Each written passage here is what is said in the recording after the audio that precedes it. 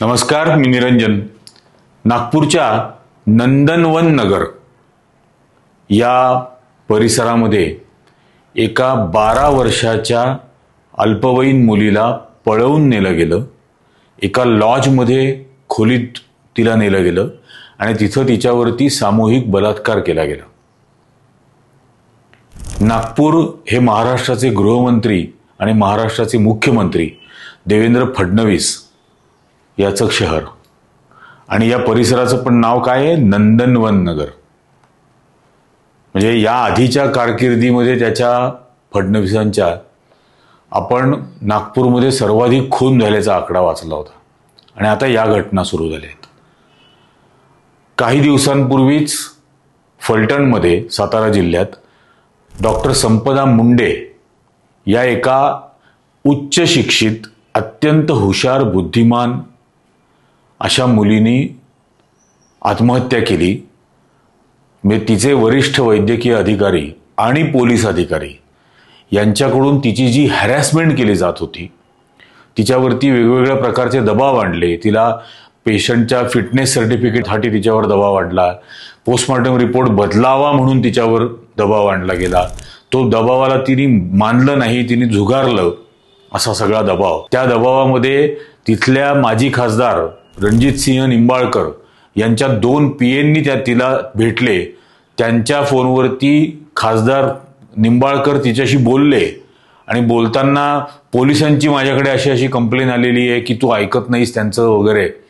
म्हणजे मुळामध्ये या खासदाराला काय अधिकार आहे आणि पोलिसांचा काय शहाणपणा आहे हा की खासदाराला तुम्ही हे करता, तक्रार करता. माजी खासदाराकडे कुठला अधिकार आहे? आणि म्हणजे विद्यमान खासदार असेल तरीही असा कुठला अधिकार नाही. पण हा मनुष्य असे फोन करतो, फोनवर बोलतो. हे सगळं तिने चिठ्ठीत लिहिलं. तिच्यावर कसा कसा दबाव येत होता वगैरे हे सगळं तिने चिठ्ठीमध्ये लिहिलं. एक चौकशी समिती नेमली गेली, तिच्याबद्दल तक्रार केली तेव्हा त्या समितीला तिने दिलेल्या उत्तरामध्ये डिटेल उत्तर लिहिलं आणि कोण कोण पोलीस अधिकारी आहेत, काय काय झालं. त्या पोलिसांनी ज्या वेळेला असा दबाव आणला त्यावेळेला तिने त्यांच्या वरिष्ठांकडे, अधीक्षकांकडे तक्रारी दाखल केल्या. माहितीच्या अधिकारामध्ये त्याची उत्तरं मागितली. काहीही तिला पुरवलं गेलं नाही. म्हणजे पोलीस पोस्टमॉर्टम रिपोर्ट बदलावा असा दबाव आणतात. हे आता या गृहमंत्र्याच्या काळामध्ये पुन्हा एकदा सिद्ध झालं. हे अनेक वेळेला झालेलं आहे यापूर्वी. म्हणजे लक्षात घ्या तुम्ही, हा मनुष्य महाराष्ट्राचा मुख्यमंत्री झाल्यापासून मनुष्य म्हणावं की नाही असं वाटायला लागलंय. पहिलं ते बदलापूरची घटना घडली. हा गृहमंत्री होता ना. बदलापूरच्या शाळेमध्ये का आपटे नावाचा संस्थाचालक, तिथं चाइल्ड पोर्नोग्राफीचं रॅकेट असल्याची संशय होता. तिथल्या शिपायाला अटक केली, त्या शिपायाचा खून केला. त्याबद्दलचाही पोलीस रिपोर्ट आला की त्याचा एन्काउंटर नाही झालं, त्याचा खून झाला. त्याच्यानंतर स्वारगेटला पुण्यात घटना घडली, बसमध्ये बलात्कार झाला. त्या पोर्शे कारनी 2 जणांना उडवून टाकलं, मारून टाकलं. त्याही वेळेला पोस्टमॉर्टम रिपोर्ट बदलावा, आणखीन काय काय रिपोर्ट्स बदलावे याच्याबद्दलचे दबाव आणले गेले. ब्लड रिपोर्ट बदलावा म्हणून दबाव आणले गेले. हा महाराष्ट्र जातोय कुठे अशा पद्धतीच्या गुन्हेगारी? बरं, हे झाल्यानंतर म्हणजे बघा तुम्ही, हे जे सगळे मोठे गाजलेले गुन्हे आहेत ते आपल्याला संतोष देशमुखची हत्या झाली. संतोष देशमुखची हत्या झाल्यानंतर वाल्मिक कराडवरती ज्या वेळेला आरोप सगळ्यांकडून यायला लागले त्यावेळेला वाल्मिक कराड फरार झाला. वाल्मिक कराड शरण येईपर्यंत 3-4 आठवडे कोणालाही पोलिसांना सापडलं नाही. खूप काय काय सांगत होते, SIT नेमली आहे, एवढ्या टीम पाठवल्या, हे केलं ते केलं. वाल्मिक कराड शरण आला तेव्हाच पोलिसांना मिळाला. याही घटनेमध्ये एक PSI गोपाळ बदने हा मनुष्य पोलीस स्टेशनमध्ये होता ज्या वेळेला ही घटना घडली. तिने आत्महत्या केली. हा फरार होतो, 2 दिवस फरार होतो. SP तिथले साताऱ्याचे असं सांगतात की 5 टीम बनवलेल्या आहेत आणि त्या टीम पंढरपूरला शोधतायत, बीडला शोधतायत, पुण्याला शोधतायत. तो 2 दिवस यांना कोणाला सापडला नाही आणि तो बरोबर आदल्या दिवशी रात्री, कोणत्या दिवसाच्या आदल्या दिवशी रात्री हे लक्षात घ्या, ज्या दिवशी देवेंद्र फडणवीस तिथं फलटणला जाणार होता त्याच्या आदल्या दिवशी रात्री गोपाळ बदने आपोआप पोलिसांना शरण येतो. कारण पोलिसांची आणि गृह खात्याची जी संपूर्ण इज्जत लुटली गेलेली आहे ती चव्हाट्यावर त्या दिवशी आली असती आणि ते होऊ नये म्हणून गोपाळ बदनेला सांगितलं जातं आणि तो शरण येतो. हे म्हणजे बोळ्यांनी दूध पिणारा पण सुद्धा सांगू शकेल की हे कसं काय घडलं. ही जी पोलिसांची अकार्यक्षमता आणि घालावलेली प्रतिमा आहे याला फक्त हा एकच माणूस जबाबदार आहे, देवेंद्र फडणवीस. त्याच्यामुळे आज हे घडत आहे. म्हणजे पोलीस दबाव आणतात, पोस्टमॉर्टम रिपोर्ट बदला, हे ती मुलगी चिठ्ठीत लिहून जाते. संपदा मुंडेची बहीण काय बोलली आहे तो पूर्ण व्हिडिओ ऐका, 5 मिनिटाचा आहे. 2 पोलीस अधिकारी पकडून किंवा 2 आरोग्य खात्याचे अधिकारी पकडून याची साखळी आहे. 25-30 जण मिळाले त्याच्यामध्ये. हे मोठं दाखलं ती निडर होती हो, ती निडर होती, स्वाभिमानी होती. यांना दबली नाही. अनफिट लिहून दे म्हटलं तर दिलं नाही. पोस्टमॉर्टम रिपोर्ट बदलून दिले नाही. त्याच्यामुळे तिला मारल्या गेलं. पीएम म्हणणारा कोण होता त्याला माझ्या पुढे आला ना असं करायला. तुम्ही मॅडमचे वडील जर तुम्ही सांगा व्हीआयपी पेशंटचे जर येत असतील आरोपी गुन्हे करून आमच्या आरोपीला वाचवण्यासाठी तुम्ही फीट लिहून द्या म्हणत असाल तर मग सामान्य जनतेला न्यायच देऊ शकत नाही आम्ही. व्हीआयपी पेशंटचे जर तुम्ही आरोपींना बदलून द्या म्हटलं तर कसं नाही देणार आहेत आम्ही? न्याय देऊ शकतो का सर आम्ही?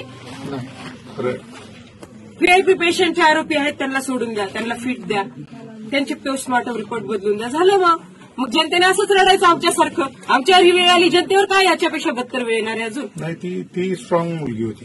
मला डाऊट या गोष्टीवरून वाटत आहे की हॉटेलमधून हॉस्पिटलमध्ये नेईपर्यंत कोणत्याही नातेवाईकांची परमिशन नाही घेतली तर हातावरचं तिनंच लिहिलं. हे कशावरून? एक तर त्याच्यावर खडाखोडी आहे, त्याच्यावरची हँडरायटिंग तिची ओळखायला येत नाही. हे आज क्वेरीचा मुद्दा आहे माझ्यासाठी. कारण मी काल रात्रभर बघितले ते हँडरायटिंग ओळखायला येत नाही. 10 जागेवर खडाखोड आहेत तिच्या. त्या लेटरमध्ये एकही खडाखोड नाही. तिथं कसं काय खडाखोडी झालेली त्यानं? जर तिनं पूर्ण प्लॅननी करून म्हणत आहे ना सगळं, खडाखोडी कशाला केलं तिने? चिठ्ठी लिहिलीच असेल. सुसाईड नोट गायब करायला काय लागते? जर नातेवाईकच तिथं पोहोचले नाहीत तर नाही म्हणायला काय लागते? कोण बघणार आहे तिथं दिली की नाही म्हणून चिठ्ठी? डाऊट आहे मला या 2-3 गोष्टी. दुसऱ्या पोलिसांची नावे असतील, दुसऱ्या पोलिसांची नावे असेल, त्यांचे असू शकतात, अजून कोणाचे असू शकतात. फक्त त्याच दोघांचे टाकून वेगळं केलं. आणि माझी बहीण एवढी स्ट्रॉंग आणि एवढी स्वाभिमानी हे असं मला वाटत नाही. या गोष्टी इतक्याच दोघांपुरत्या मर्यादित आहे, त्याच्यामध्ये भरपूर जण इन्व्हॉल्व आहेत. फक्त ते म्हटलं तर मी मोठे मासे वाचवण्यासाठी छोट्या माशांना लावलेलं आहे हे कामाला. सुसाईड नोट तिने लिहिलेलीच असणार 100%.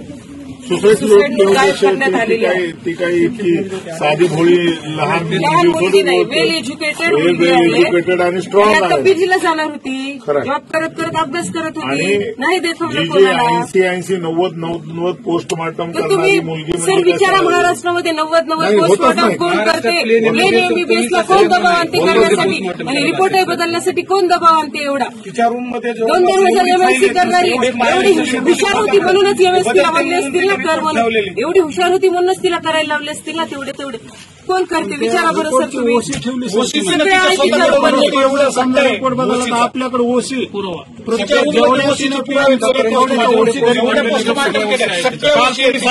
रूमचा पंचनामा केला तेव्हा ते घेतले पूर्ण ते पोस्टमॉर्टमचे रिपोर्ट तिच्याकडे एवढं नाही. पण माझ्याशी फोनवर बोलताना सांगायची ना, फोन केला की कुठे अगं पोस्टमॉर्टम आले थोड्या वेळाने बोलते. अरे तुझ्याकडे एवढं कसं काय? तुझ्या ड्युटीला कसं काय पोस्टमॉर्टम येतात?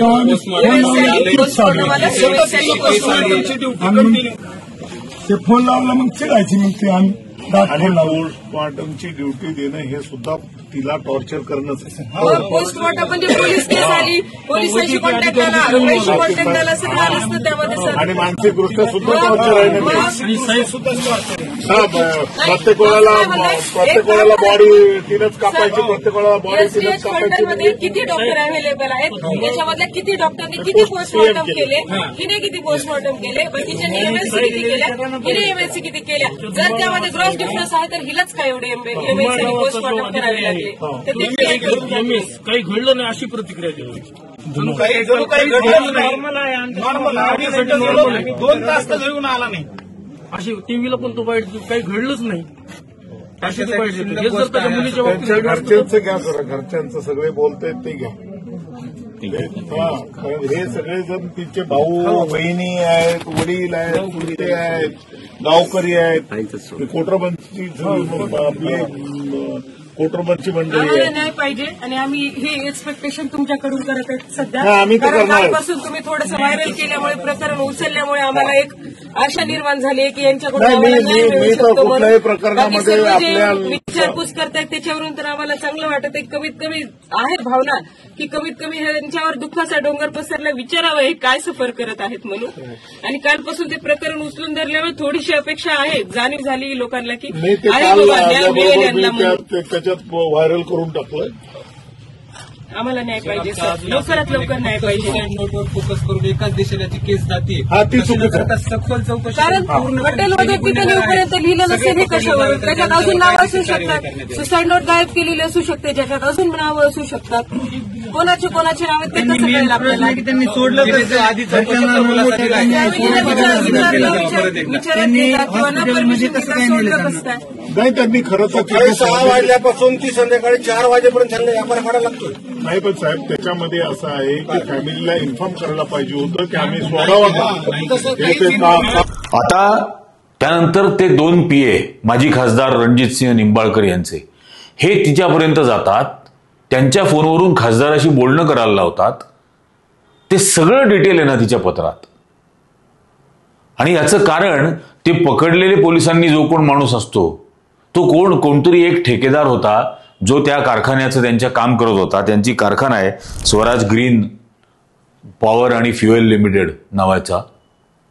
त्याचं काहीतरी त्याच्याकडे कंत्राट होतं, ते तो काम केलं होतं, त्याचे पैसे मागत होता. ते पैसे मागत होता म्हणून त्याला मारहाण केली गेली. आणि त्याच सगळ्या त्या फिटनेस सर्टिफिकेटच्या भानगडी तिथं चाललेल्या होत्या. म्हणून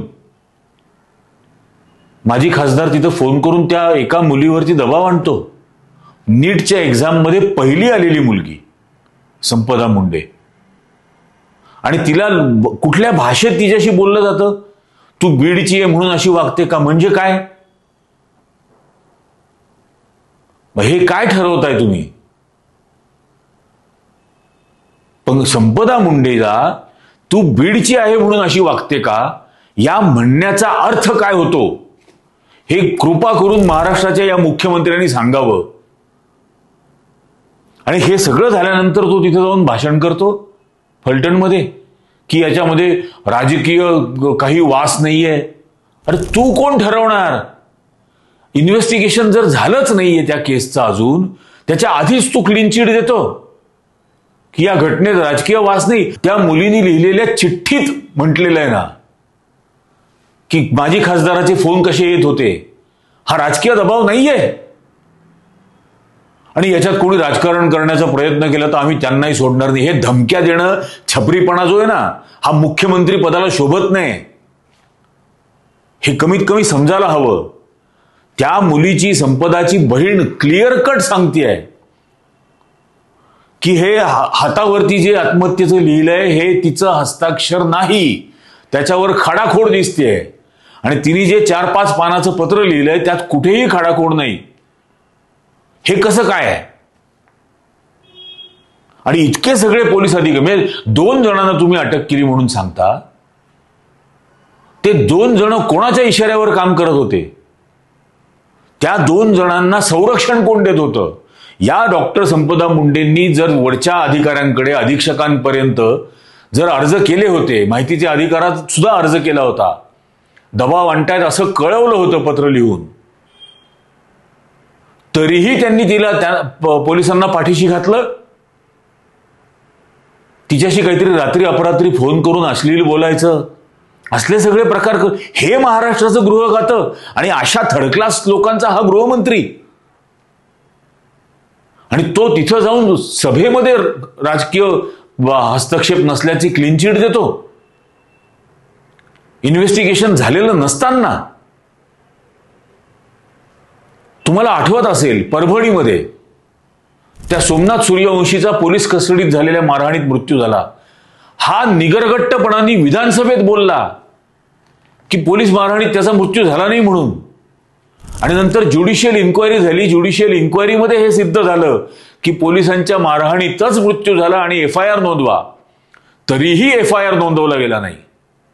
तेव्हा प्रकाश आंबेडकरांना सर्वोच्च न्यायालयात जावं लागलं. सर्वोच्च न्यायालयाने जेव्हा सांगितलं तेव्हा FIR नोंदवला. अजूनही त्या अधिकाऱ्यांना अटक केली आहे की नाही, त्याचा तपास होतोय की नाही हे माहीत नाही.